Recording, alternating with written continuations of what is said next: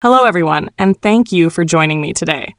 Before I dive into what happened, I'd love to know where you're tuning in from. Drop your city in the comments if you're comfortable sharing. Grab something to drink, maybe find a comfortable spot because this is going to take a while. You know that moment when everything crystallizes? When all the little things that didn't quite add up suddenly form a picture so clear it takes your breath away? That's what happened to me 3 months ago, standing in the marble atrium of the Whitmore Hotel in downtown Seattle, holding a champagne flute that cost more than most people's monthly grocery bills. I should start from the beginning. My name is Vanessa Chen, and I built a software company called TechNova Solutions from nothing but determination and 3 maxed-out credit cards. Well, that's not entirely true. I had help, or at least I thought I did. Marcus Whitman came into my life 12 years ago at a startup meetup in a cramped coffee shop in Capitol Hill. I was presenting my concept for an AI-powered logistics platform, sweating through my only professional blazer, trying to convince a room full of skeptics that a 24-year-old with no business experience could revolutionize supply chain management. Marcus was sitting in the back row, immaculate in his designer suit, taking notes on an actual leather portfolio, like some character from a movie about Wall Street. After my presentation, while everyone else was rushing to hear the next pitch, he approached me. "Your idea is brilliant," he said, with this megawatt smile that I later learned he practiced in mirrors. "But your presentation needs work. You're underselling yourself." He was right. I was brilliant at coding, algorithms, and seeing patterns in data that others missed. But put me in front of people, I turned into a stammering mess. Marcus was everything I wasn't: charismatic, polished, comfortable in any room. He could make small talk with janitors and CEOs with equal ease. Where I saw social interactions as complex problems to solve, he navigated them like a dolphin through water. We became partners, not romantic partners, not at first anyway, but business partners. I would build the technology, he would sell it. I would create, he would charm. It seemed like the perfect symbiosis. Within 6 months, we had our first major client. Within a year, we were incorporated.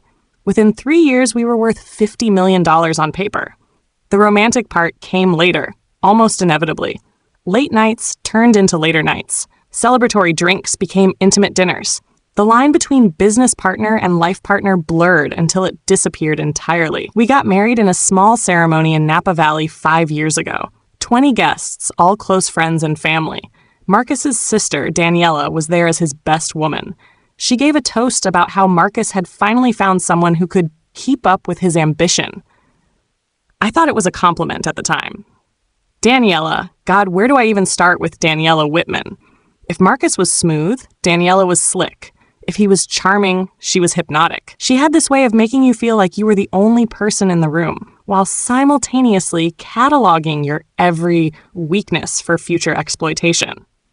She'd worked at Goldman Sachs, then McKinsey, collecting prestigious firms like baseball cards. When she joined our board of directors 3 years ago, Marcus said it was the strategic move that would take us to the next level. The next level. That's what everything was always about with them. The next level, the bigger deal, the more impressive title. I was content with building something meaningful, something that actually worked and helped people. They wanted an empire. I should have seen the signs. The way Marcus started having strategy lunches with Daniela that lasted 3 hours. The way they'd exchange these little glances during board meetings, like they were sharing an inside joke. The way Marcus gradually started referring to my work as the technical stuff, and his work as the real business. The way he'd introduced me at parties, "This is Vanessa, she handles the back end," like I was some IT support technician instead of the person who'd invented every line of code that made our company worth 9 figures. But I was busy. I was always busy. While they were having their lunches and their meetings, I was improving our core platform. I was filing patents, 17 of them, all with my name as primary inventor. I was building redundancies and fail-safes into our system because that's what good engineers do. We plan for failure. We plan for catastrophe. We plan for betrayal, even when we don't consciously realize that's what we're doing. The kill switch was something I'd built in year 2, back when we were still working out of a converted garage and living on ramen and dreams. It wasn't malicious, it was practical. A way to protect the company if something went wrong, if someone tried to steal our code or if we got hacked. A master override that would lock down everything, every server, every account, every single byte of data, unless I personally authorized access. I'd told Marcus about it once, early on. He'd laughed and called me paranoid. "We're partners, V," he'd said. Why would we ever need that? I'd kept it anyway, updated it as we grew, refined it, made it more sophisticated. It became my secret insurance policy, hidden in plain sight in millions of lines of code that Marcus never bothered to understand. He knew how to read a profit and loss statement, but he couldn't read Python. That was my domain. The technical stuff. 3 months ago, TechNova was celebrating its 10th anniversary. Marcus had insisted on a huge party, 500 guests, including every major tech investor on the West Coast. The party alone cost $300,000, charged to the company as a brand development expense. I'd questioned it, but he'd waved me off. Trust me, the image is everything in this business. I'd arrived late, coming straight from the office where I'd been debugging a critical issue with our new machine learning module. I was wearing a black dress I'd ordered online, simple but elegant. Marcus had texted me earlier, "Wear something nice, tonight's special." The Whitmore Hotel's atrium was transformed into something out of a fever dream. Ice sculptures in the shape of our logo, a champagne fountain that looked like it belonged in Versailles, a string quartet playing techno music arrangements, because apparently that's a thing. And there, in the center of it all, was Marcus in a tuxedo that probably cost more than most people's cars, holding a microphone. "Ladies and gentlemen," he announced, his voice echoing off the glass ceiling. "Thank you all for joining us for this momentous occasion." The crowd quieted. I grabbed a glass of champagne from a passing waiter and moved closer to the makeshift stage they'd set up. Several people nodded at me, those tight, professional smiles that meant they knew who I was but didn't consider me important enough to actually talk to. 10 years ago, Marcus continued, I had a vision, a dream of building something that would change the world. I had a vision, not we, I. Through hard work, determination, and some lucky breaks, that dream became TechNova Solutions. Some lucky breaks. That's what he was calling the algorithm I developed that was now processing 3 billion transactions daily. But tonight, he said, and his voice took on this strange quality, like he was an actor reaching the climax of a performance, tonight isn't just about celebrating the past, it's about embracing the future. That's when Daniela walked onto the stage. She was wearing a red dress that seemed to glow under the lights, her blonde hair styled to perfection. The crowd murmured appreciatively. She was magnetic, I had to give her that. She moved like she owned not just the stage, but the entire building. As you all know, Marcus continued, Daniela Whitman joined our board 3 years ago. What you don't know is that she's been the driving force behind our recent expansion. Her vision, her connections, her strategic mind have transformed TechNova from a successful company into an empire. I felt my hand tighten around my champagne glass. Her vision? The expansion had been based on my predictive analytics system. I'd spent 18 months perfecting it. Which is why, Marcus said, turning to look directly at me for the first time since I'd arrived, I have an announcement to make. The way he looked at me in that moment, it wasn't cruel exactly.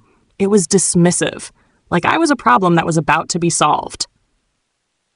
Effective immediately, I am restructuring TechNova Solutions.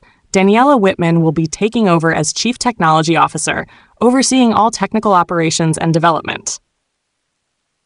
The glass slipped from my hand. It shattered on the marble floor with a sound like breaking bells, like champagne spreading across the pristine white surface like golden blood. A waiter immediately rushed over to clean it up, but I couldn't move. I couldn't breathe. Chief Technology Officer. My position. The position I'd held since we incorporated. Furthermore, Marcus continued, his voice growing stronger as he fed off the energy of the shocked crowd, I'm announcing a new strategic partnership. Whitman Enterprises, Daniela's investment firm, will be acquiring a controlling stake in TechNova.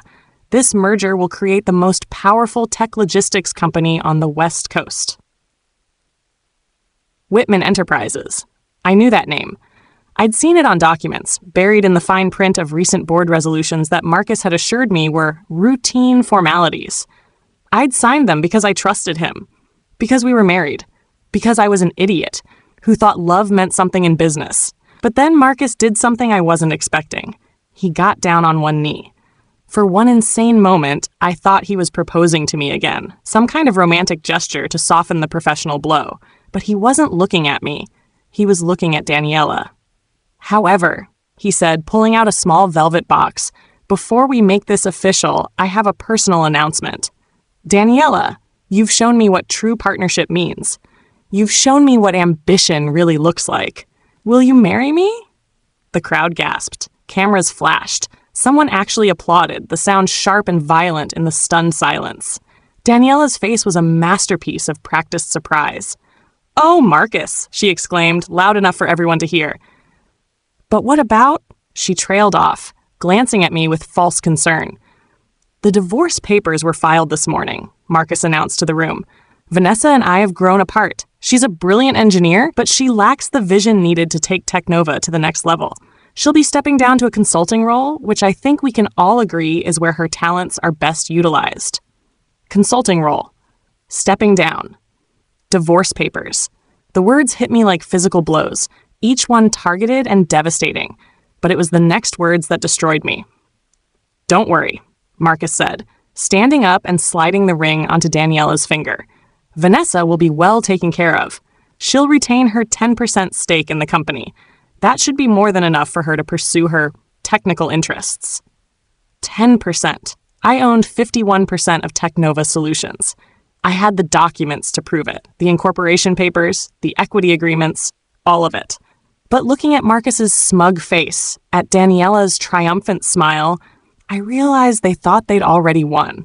Those board resolutions I'd signed, the routine formalities, they must have been transfer documents. They'd been planning this for months, maybe years. Someone touched my elbow. It was Patricia Hartley, one of our earliest investors. "Vanessa, dear," she whispered, "perhaps you should go." Go? Leave? Slink away in shame while they celebrated stealing my life's work. I looked around the room. All these people who'd gotten rich off my code, my innovations, my sleepless nights, they were looking at me with pity, embarrassment, and worse, relief. Relief that it wasn't them.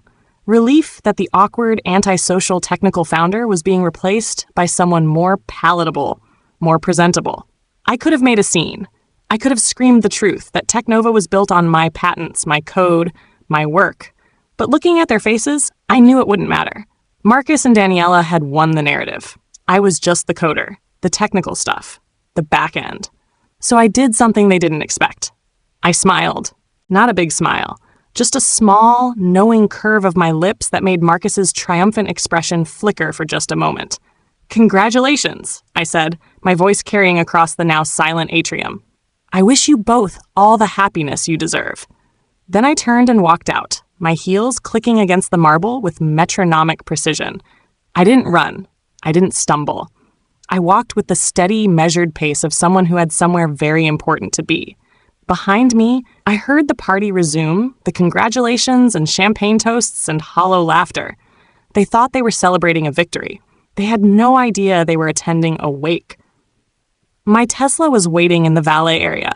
I'd programmed it to arrive at exactly 9:45 p.m. because I'm nothing if not precise. The valet, a kid who couldn't have been more than 20, looked at me with concern. "Are you all right, ma'am?" he asked. "I'm perfect," I told him, handing him a $100 bill. "Everything is exactly where it needs to be." The drive home took 17 minutes. I lived in a modernist house in Queen Anne, all clean lines and floor-to-ceiling windows overlooking the Sound. Marcus had complained it was too stark, too cold. He'd wanted something traditional, with columns and crown molding. One more thing we'd never agreed on. I went straight to my home office, a room Marcus had rarely entered. It was my sanctuary, filled with server racks and monitors and the comforting hum of processing power. This was where the real TechNova lived, not in the gleaming downtown office or the boardrooms or the PR releases. Here, in the code. I poured myself 3 fingers of Japanese whiskey, Yamazaki 18, a gift from our Tokyo partners after we'd solved their supply chain crisis in 48 hours, and sat down at my primary workstation. 6 monitors flickered to life, each showing different aspects of TechNova's operations: real-time transaction data, server loads, user analytics, financial flows. The heartbeat of my creation, pulsing with electric life. The divorce papers were already in my email. Marcus had been efficient, I'd give him that. I downloaded them, all 347 pages, and began to read. It was a masterpiece of legal theft. According to these documents, I'd agreed to transfer 41% of my equity to Marcus as part of the dissolution of the business partnership. The remaining 10% was my consultancy retention fee. The timestamp showed the documents had been created 6 weeks ago. 6 weeks of Marcus coming home, kissing me goodnight, telling me he loved me, all while planning this execution. But here's the thing about being married to someone for 5 years. You learn their passwords. Marcus was brilliant at many things, but cybersecurity wasn't one of them. He used variations of the same password for everything. Whitman 2010 for his email, Whitman $2010 for his banking, Whitman 2010 hash for his corporate accounts. He'd even written them down in a notebook he kept in his desk drawer, just in case. I didn't need his passwords, though. I had something better. I opened a terminal window and typed a single command. Initiate Protocol 0, a dialog box appeared. This action will trigger a complete system lockdown. All access privileges will be revoked pending administrator authorization. Estimated time to complete, 3 minutes. Proceed, YN. My finger hovered over the Y key. Once I did this, there was no going back. It would destroy any chance of reconciliation, any possibility of maintaining a professional relationship. It would declare war. Then I thought about Marcus on one knee, proposing to his sister in front of 500 people at a party paid for with my company's money. I thought about 10 years of my work being credited to his vision. I thought about Daniela's smile, that predatory flash of teeth as she claimed my life's work. I pressed Y. The screens erupted in cascading lines of code as the protocol activated. It was beautiful, in its way, a digital symphony of systematic destruction. Every server, every database, every single system that ran TechNova's operations began shutting down, locking out all access except for one administrator account, mine. Within 30 seconds, my phone started buzzing. Marcus calling. I declined. Daniela calling. Declined. Our CTO. Well, former CTO, since apparently that was Daniela now. The head of IT. The night security team at the office who were probably watching their monitors go dark one by one. I turned off my phone and poured another whiskey. The protocol would take exactly 3 minutes to complete. I'd tested it hundreds of times in sandbox environments. 3 minutes to lock down 10 years of work, billions of dollars in transactions, the entire digital infrastructure of a company valued at $850 million. But I wasn't done. I pulled up our corporate account structure. As Chief Technology Officer and co-founder, I had full administrative access to everything. Marcus had never bothered to understand the technical side of the business, which meant he'd never realized that in our system, technical access translated to financial access. TechNova had $127 million in liquid assets across various operating accounts. With a few keystrokes, I initiated a transfer to the company's legal emergency fund, an account I'd set up years ago for potential lawsuits or catastrophic events. Only I had the authentication codes for this account. Marcus didn't even know it existed. Transfer initiated. Processing. Complete. $127 million moved in less time than it takes to make a cup of coffee. Next, I accessed our client contracts. Every single one had a technical compliance clause I'd insisted on, stating that any major change in technical leadership required client approval with 90 days' notice. If that approval wasn't obtained, the contracts were voidable at the client's discretion. I drafted a simple email. Dear valued client, this is to inform you that as of today, TechNova Solutions has undergone a major restructuring of its technical leadership. Per Section 47.3 of your service agreement, you have 90 days to approve this change or void your contract with full refund of any prepaid services. The new Chief Technology Officer is Daniela Whitman, who has 0 days of experience in software development, 0 patents to her name, and 0 understanding of the systems that run your critical infrastructure. The previous CTO and founder, Vanessa Chen, who built every line of code your business depends on, is no longer affiliated with the company's technical operations. Please respond within 90 days if you wish to continue services under this new leadership structure. Regards, Vanessa Chen, founder and former CTO, TechNova Solutions. I scheduled it to send to all 847 clients in exactly 3 hours, enough time for Marcus and Daniela to fully enjoy their engagement party before their phones exploded with calls from panicked clients. The protocol completion alert chimed softly. It was done. TechNova was now a $850 million company that couldn't process a single transaction, access a single file, or run a single operation without my personal authorization. I stood up, stretched, and walked to my window. The lights of Seattle sparkled below, reflected in the dark waters of Puget Sound.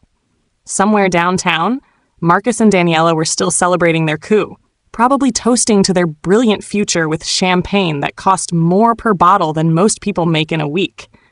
They had no idea their empire had just become a very expensive pile of digital rubble. My phone, which I'd turned back on, showed 73 missed calls. I ignored them all and dialed a number I knew by heart. "Jennifer?" I said when my lawyer answered. "It's Vanessa. I need you to meet me at your office in an hour. Bring your entire team. We're going to war." "Vanessa, it's almost 11 at night." "I'll pay triple your emergency rate. And Jen, you know that massive tech divorce you've always wanted to handle? The one that would make your career? It just walked in your door." There was a pause, then the sound of keys jingling. "I'll be there in 30 minutes. After I hung up, I looked around my office one more time, at the servers humming their electric lullaby, at the code still scrolling across my screens, at the life I'd built with my own hands and mind. Marcus thought he'd won by taking the company, but TechNova without my code was like a Ferrari without an engine, beautiful to look at, completely useless.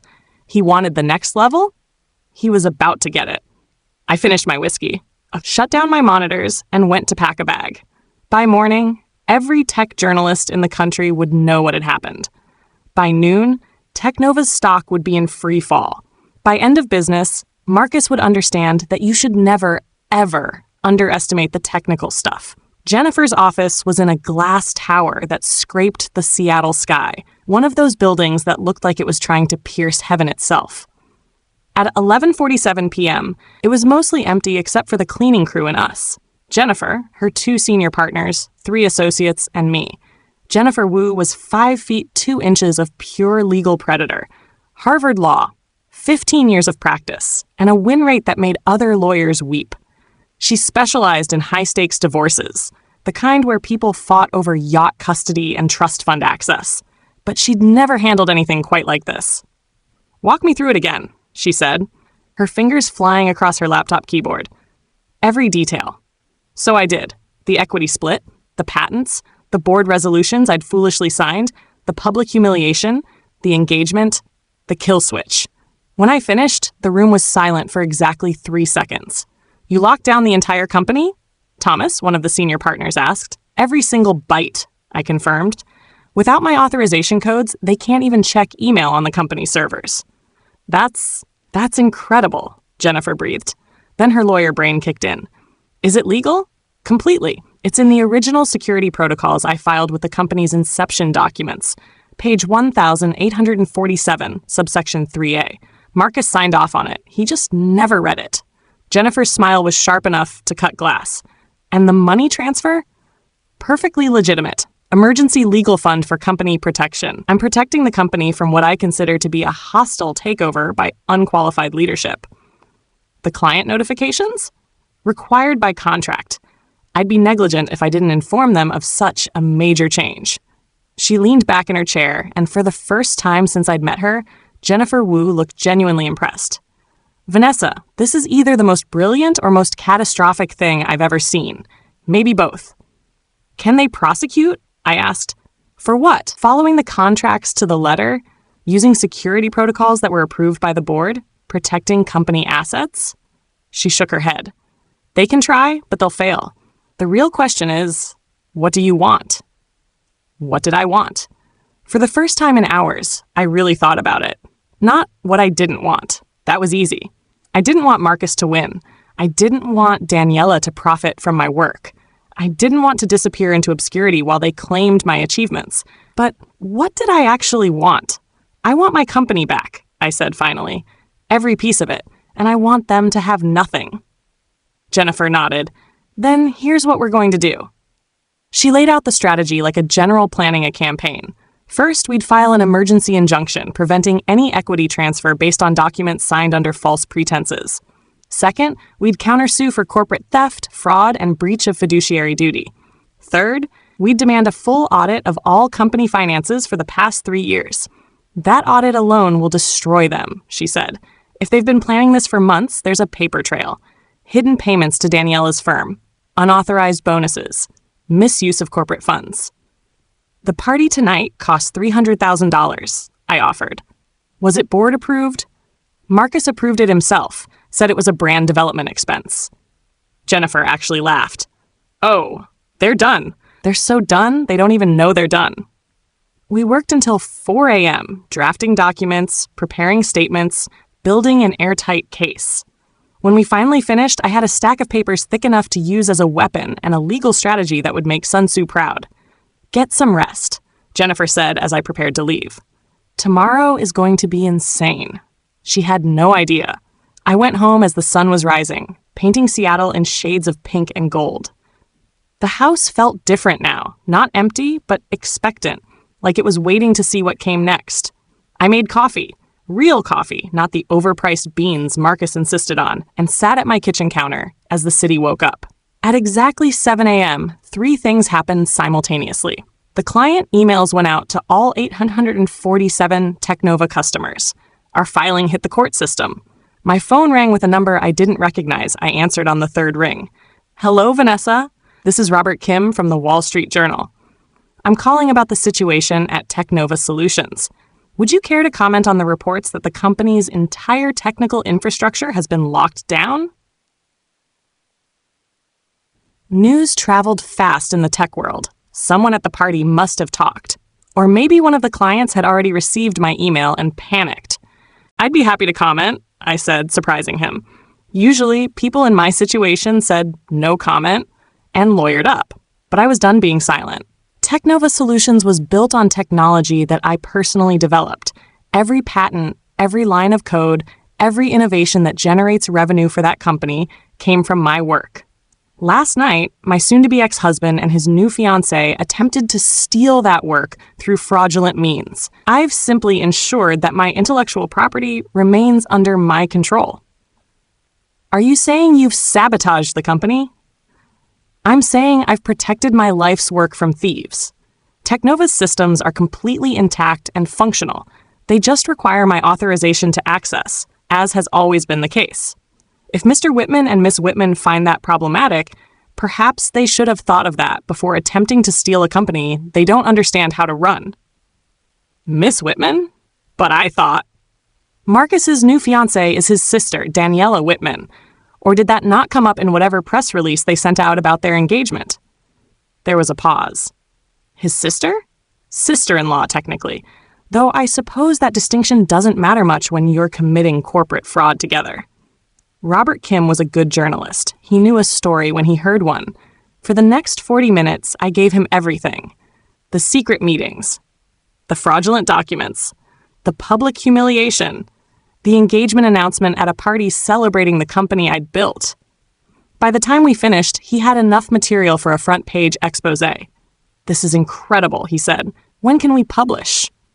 As soon as you can verify it, I said. I'll send you all the documentation you need. After I hung up, I checked my other phone, the one I used for personal matters. 127 missed calls from Marcus. 89 from Daniela. 234 text messages ranging from confused to angry to pleading. One voicemail stood out. It was from James Chen, CEO of Logistech Corp., our biggest client. They process $2 billion annually through our systems. Vanessa, I just read your email. I have to say, I'm not surprised. I never understood why Marcus was the face of the company when everyone knows you're the brains. Call me back. We need to talk about moving our contract directly to you, whatever company you end up at. I saved that message. Then I listened to one from Marcus, his voice alternating between rage and panic. Vanessa, What have you done? This is insane. You're destroying everything we built. Call me back immediately. We can work this out. Please. The board is going crazy. Our stock is down 30% in pre-market trading. You're ruining both of us. Both of us. Even now, facing the destruction of everything he'd stolen, he was trying to manipulate me, making it seem like we were in this together, like I was hurting myself as much as him. I deleted the message and moved on to my emails. My inbox was chaos, but one thread caught my eye.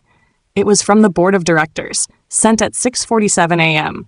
Emergency board meeting, 10 a.m., mandatory attendance required. They wanted me at the office I'd been constructively terminated from less than 12 hours ago. The audacity was almost admirable. I responded with 2 words, "See you there." Then I got dressed for war. I chose my outfit carefully. Not the power suits I usually wore to board meetings, the ones that tried too hard to fit into their world. Instead, I wore what I'd worn the day I'd first pitched TechNova to investors. Jeans, a black turtleneck, and the beat-up leather jacket I'd bought with my first real paycheck. If they wanted to see the real Vanessa Chen, the one who'd built this company from nothing, then that's who they'd get. The TechNova offices occupied the top 5 floors of the Rainier Tower.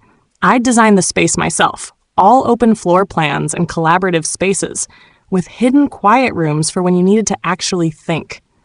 As I walked through the lobby, every employee I passed stopped what they were doing to stare. The news had clearly spread.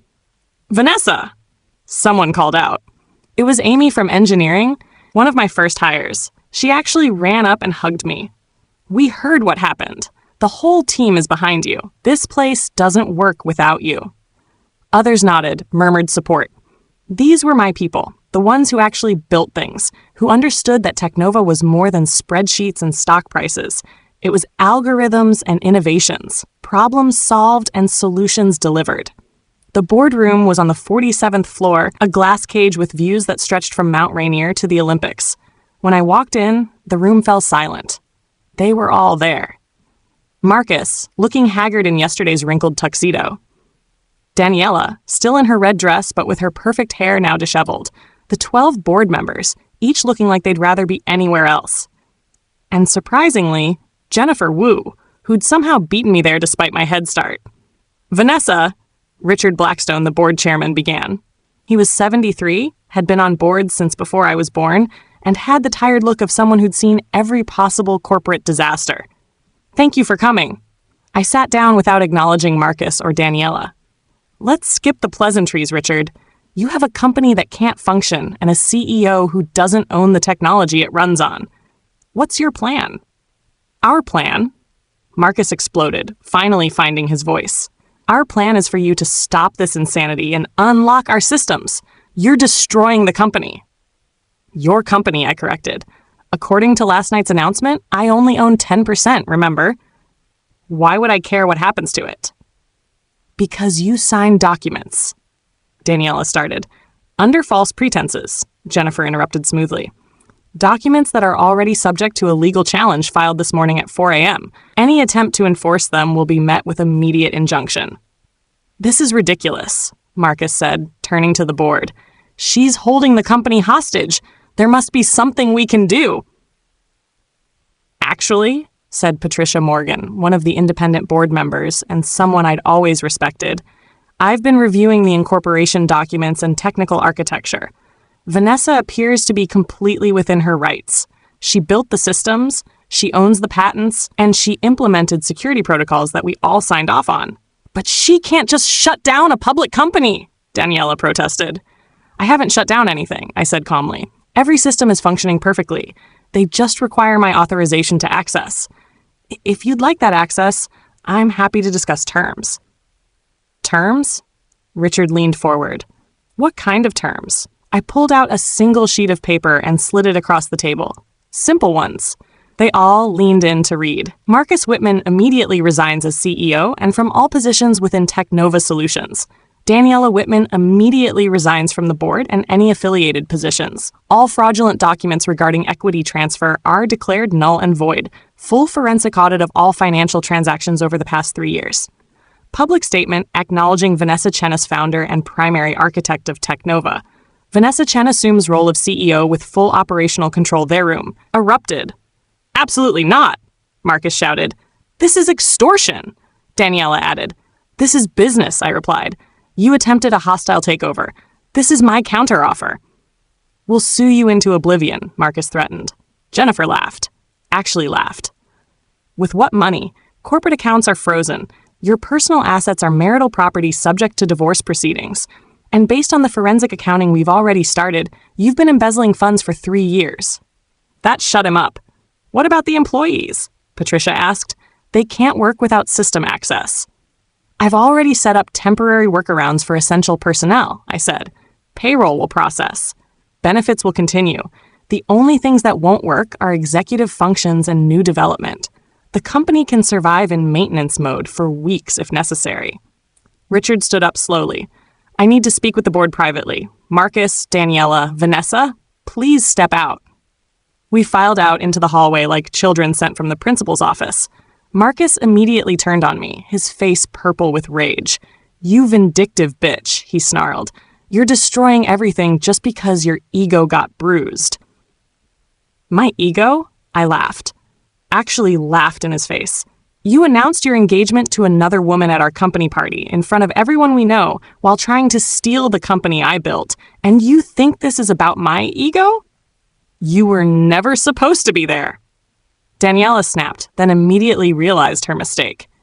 Excuse me? Jennifer's eyes lit up like a prosecutor who'd just heard a confession. Daniela tried to backtrack. I meant. You meant you planned the whole thing, I said, the final piece clicking into place. You scheduled it for when I was supposed to be at the developer conference in Portland, the one that got mysteriously canceled last week. Marcus had the decency to look uncomfortable. Daniela just shrugged. Business is war, Vanessa, she said. You were too soft to see it. Soft? I pulled out my phone and showed them the screen. This is our stock price, down 42% since market open. That's roughly $357 million in market cap evaporated in 3 hours. Still think I'm soft? Before they could respond, the boardroom door opened. Patricia stepped out. Vanessa, the board would like to speak with you privately. I walked back in, leaving Marcus and Daniela in the hallway. Jennifer started to follow, but Richard held up a hand. Just Vanessa, please. The 12 board members looked like they'd aged years in the past 20 minutes. Richard cleared his throat. Vanessa, what you're doing is unprecedented. You're essentially holding a public company's infrastructure hostage. I'm protecting my intellectual property from theft. I corrected. That may be technically true, said Thomas Yamamoto, another independent director, but the optics are terrible. Our investors are panicking. We've had 3 major clients threaten to pull their contracts. Only 3? I asked. I emailed all 847. Patricia actually smiled at that. Most of them want to stay with whoever you're staying with. James Chen from Logistech called me personally. He said, and I quote, I don't care if Vanessa's running TechNova or starting something new. Our contract follows her. Which brings us to the situation, Richard said. The board has discussed your terms. I waited. We're prepared to accept them, he continued, with some modifications, such as Marcus and Daniela resign, effective immediately. That's non-negotiable after what we've learned this morning. The fraudulent documents are void. The audit happens. You become CEO. He paused. But we want a transition period, 2 weeks where you work with the executive team to ensure continuity. No, I said flatly. Marcus and Daniela are out today. Gone. Security escorts them from the building. Their access is revoked. Everything. Vanessa. Rissa. Richard. They tried to steal my company. They committed fraud. They've been embezzling funds. Yes, Jennifer's forensic accountants already found evidence. They're lucky I'm not having them arrested. They leave today, or I walk, and TechNova becomes a very expensive shell company that no one can operate. The board exchanged glances. Finally, Richard nodded. Agreed. What else? I want it all in writing, signed, and filed with the SEC within the hour. That's impossible. Nothing's impossible when you're properly motivated, I said, standing. You have 58 minutes. After that, I start transferring our source code to a new company I incorporate this afternoon. How long do you think TechNova will last when I announce I'm launching a competitor with all the same technology but none of the dead weight? You can't do that. as Thomas said, non-competes. Don't apply when the company violates the employment agreement first, Jennifer said from the doorway. She'd apparently decided the private meeting was over. Attempted fraud voids all restrictive covenants. Legal precedent is clear. Richard looked at the other board members. One by one, they nodded. Get us the documents, he said to Jennifer. We'll sign. I walked out of that boardroom as CEO of TechNova Solutions. The company I'd built, lost, and taken back in less than 24 hours. Marcus and Daniela were still in the hallway. When they saw my face, they knew. No, Marcus whispered. No, they wouldn't dare. Security is already on their way up, I informed them. You have 10 minutes to collect your personal items. Anything you leave behind will be donated to charity. You can't do this, Daniela shrieked. I have a contract. I have rights. You have nothing, I said quietly. You never did. You were playing with someone else's toys, and now playtime is over. Security arrived, 2 large men in dark suits who looked like they bench-pressed small cars for fun. Marcus tried to maintain some dignity as they escorted him away. Daniela didn't bother, screaming threats and obscenities until the elevator doors finally blessedly closed. Jennifer put her hand on my shoulder. You did it. Not yet, I said. This was just the first battle. The next few weeks were brutal and beautiful in equal measure. The Wall Street Journal article came out 3 days later with the headline, "The Woman Who Killed Her Company to Save It, Inside TechNova's Bloody Boardroom Coup." Robert Kim had done his homework. Every sordid detail was there. The affair, the fraud, the public humiliation, the revenge. Marcus tried to respond, posting a lengthy statement on LinkedIn about misunderstandings and different visions for the company. It got ratioed so hard he deleted his entire profile within 6 hours. Daniela disappeared completely. Rumor had it she'd fled to Dubai to avoid the SEC investigation that Jennifer had triggered with our evidence of embezzlement. But the real vindication came from the clients. Within a week, not only had we retained every single customer, we'd signed 14 new ones. Companies that had been on the fence suddenly wanted to work with us. My story, apparently, had resonated with every founder who'd ever been pushed aside by smooth-talking MBAs who thought vision was more important than building something real. Our stock price recovered, then soared. Within a month, we were up 60% from pre-coup levels. The board was ecstatic, the employees were energized, and I was exhausted. I'd won everything back, but victory felt hollow. Every day, I walked through offices that reminded me of Marcus. Every meeting room held memories of planning sessions that had apparently been lies. Every success felt tainted by betrayal. That's when Samantha walked into my life. She was a journalist, but not the tech journalist kind. She wrote for The New Yorker, long-form pieces about culture and society. She wanted to do a profile on me, she said. Not about the scandal, but about what comes after. About rebuilding from scorched earth. I don't do puff pieces, she warned at our first meeting, sitting across from me at a coffee shop in Fremont. She had dark eyes that seemed to see through everything, curly hair that refused to be tamed, and a smile that was somehow both cynical and kind. Good, I said.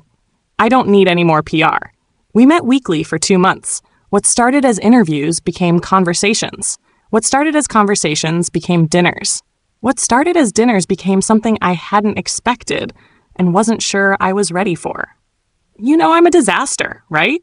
I told her one evening, sitting on my deck overlooking the Sound. I just went through the world's messiest corporate divorce. I have trust issues that need their own zip code, and I literally destroyed a company out of spite. You saved a company, she corrected, taking a sip of wine. And everyone has trust issues. The difference is, you have really good reasons for yours. I'm not good at relationships, I warned. Neither am I, she said. I'm a workaholic who lives on coffee and deadlines. I once forgot my own birthday because I was chasing a story, and I have an unfortunate habit of psychoanalyzing everyone I meet. Have you psychoanalyzed me? Oh, extensively, she grinned. Want to hear my conclusions? Terrifying, but yes. She set down her wine and looked at me seriously. You're brilliant, but lonely. You build walls out of code and logic because emotions are messier and harder to debug. You gave everything to someone who didn't deserve it, and now you're terrified of giving anything to anyone ever again. But underneath all that armor you've built, you're still the woman who started a company because she believed she could make something better. You're still someone who cares, even when caring hurts. I stared at her. That's disturbingly accurate. I told you I psychoanalyze everyone. She paused. But here's the thing, Vanessa. I'm not Marcus. I'm not here for your company or your money or your status. I'm here because you're the most interesting person I've ever met, and not because of the scandal or the revenge or the billions of dollars, but because you're someone who builds things, real things, important things, and that's rare. I destroyed things too, I reminded her, only the things that needed destroying. We were quiet for a moment, watching the sun set over the Olympics, painting the sky in shades of pink and gold that no algorithm could quite capture. The article comes out next week, she said finally. After that, there's no conflict of interest, no ethical concerns. So I have a question. Ask. Would you like to have dinner with me? Not as a source or a story, just as Vanessa? I thought about trust, about the risk of letting someone in again, about the possibility of building something new on ground that had been burned clean. Yes? I said. I would. 6 months later, I stood in front of TechNova's annual shareholder meeting. The company was thriving. Revenue was up 200%. We'd launched 3 new products, filed 7 new patents, and were acquiring smaller companies at a rate that made our competitors nervous. Marcus was living in Ohio, teaching business ethics at a community college. The irony wasn't lost on anyone. The last I heard, he was dating a local real estate agent who had no idea who he used to be. His LinkedIn remained deleted. Daniela had been arrested by the FBI 2 months after fleeing to Dubai. Turns out the Emirates had recently signed an extradition treaty with the U.S. specifically for financial crimes. She was currently awaiting trial for embezzlement, wire fraud, and conspiracy. Her lawyer was trying to plea bargain, but Jennifer was making sure that wouldn't happen. 5 years ago, I told the assembled shareholders, I started this company with a simple belief that technology should solve real problems for real people. We lost sight of that for a while. We got caught up in appearances, in playing the Silicon Valley game, in pretending to be something we weren't. I looked out at the audience. In the front row sat Patricia Morgan, who'd become my closest advisor. Behind her, Amy from engineering, now our CTO. And in the back, trying to be inconspicuous but failing because I always knew where she was, sat Samantha. But sometimes, I continued, you have to burn something down to see what's truly fireproof. You have to lose everything to understand what actually matters. And what matters isn't the office or the parties or the press releases. It's the work. It's the code. It's the problems we solve and the people we solve them for.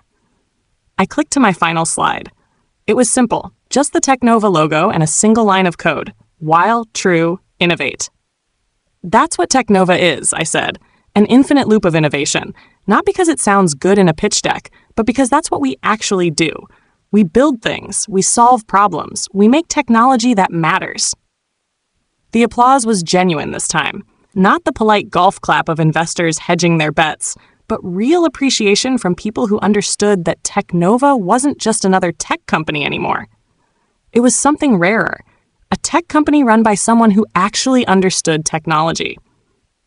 After the meeting, Samantha found me in my office, the same one Marcus used to occupy. I'd gutted it completely, replacing his pretentious furniture with functional desks and whiteboards covered in actual work. Good speech, she said, perching on the edge of my desk. You helped write it. I helped edit it. There's a difference. She smiled. You know what today is? I thought about it. Thursday? It's the 1-year anniversary, she said, of the party, the coup, the beginning of everything changing. I hadn't realized I'd been so focused on moving forward that I'd forgotten to mark the moment that started it all. How do you want to celebrate? She asked. Champagne? Expensive dinner? Ritual burning of Marcus's photo? I laughed. How about pizza and coding? I have an idea for a new algorithm that could reduce processing time by 30%. You know how to show a girl a good time. She kissed me, then pulled back. Actually, I have a better idea. Oh? She pulled out her laptop. Remember that kill switch you built? The one that saved your company? Protocol 0. What about it? I think you should write about it. Not the technical specs, I know that's proprietary, but the philosophy behind it. The idea that sometimes you need to build in protection against the very people you trust most. It would make a hell of a paper for the MIT Tech Review. I considered it. That's actually not a terrible idea. I have those occasionally. She opened a new document. Come on, let's write something together. Something real. So we did. We spent the night writing about trust and betrayal, about building and destroying, about the paradox of creating something so powerful that it could destroy itself if it fell into the wrong hands. We wrote about the necessity of fail-safes, not just in code, but in life, about knowing when to activate them, even when it means burning everything down. The paper was published 3 months later. It went viral in tech circles, spawning a whole new field of study about ethical kill switches and protective protocols. Marcus probably read it, wherever he was. I hoped he understood it was never about revenge. It was about survival. TechNova is worth $2.7 billion now. We employ 3,000 people across 7 countries. We process 1 trillion transactions annually, and every single system still has my kill switch built in, updated and refined, but always there. A reminder that no matter how big we get, no matter how successful we become, the company belongs to the people who build it, not the people who take credit for it. Sometimes reporters still ask me about that night, about how it felt to destroy my own creation. I tell them the truth.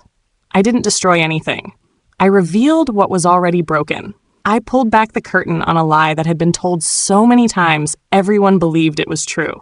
And then I built something better on the ashes. Last week, a young founder reached out to me. She'd built something innovative, something important, but her co-founder, her boyfriend, was pushing her to the sidelines, taking credit, diminishing her contributions. She wanted advice. I told her about Protocol Zero, not the technical details, but the concept. Always have an exit strategy. Always maintain control of what you create, and never, ever let anyone convince you that the technical stuff isn't the real business.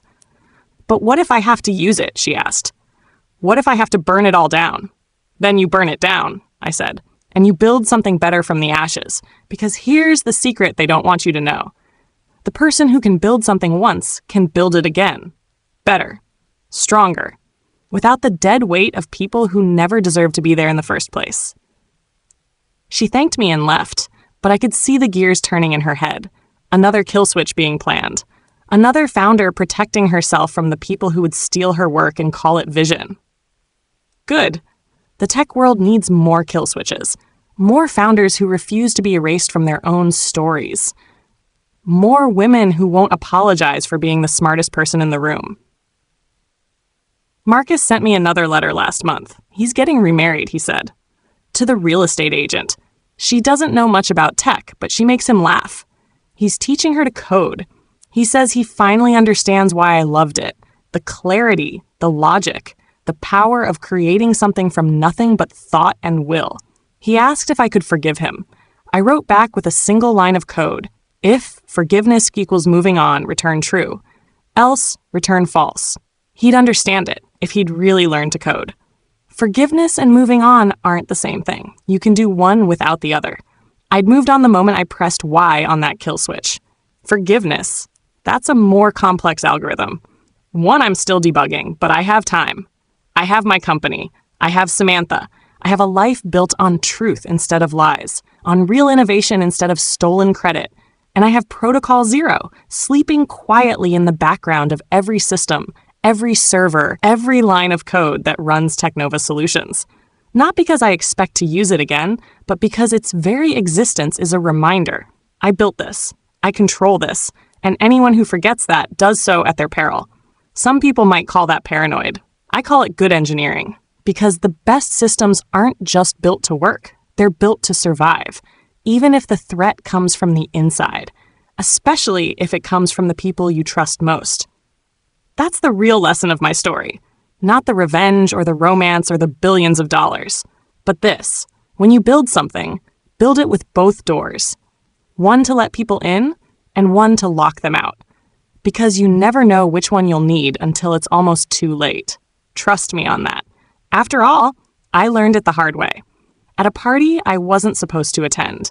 in a marriage that was already over, in a company that was never really theirs to take. They thought they were stealing my life's work. Instead, they taught me the most valuable lesson of my career. The person who writes the code writes the rules. And I write very, very good code. Comment below with Protocol 0 if you've ever had to activate your own kill switch. TechNova if you think sometimes burning it down is the only way forward. And remember, the technical stuff, that's the real business. Thank you for listening to my story. It wasn't easy reliving all of that, but sometimes the hardest stories are the ones most worth telling. If you've ever been underestimated, overlooked, or had your work stolen by someone who couldn't even understand it, know that you're not alone. And more importantly, know that you have more power than they think you do. The kill switch isn't just about code.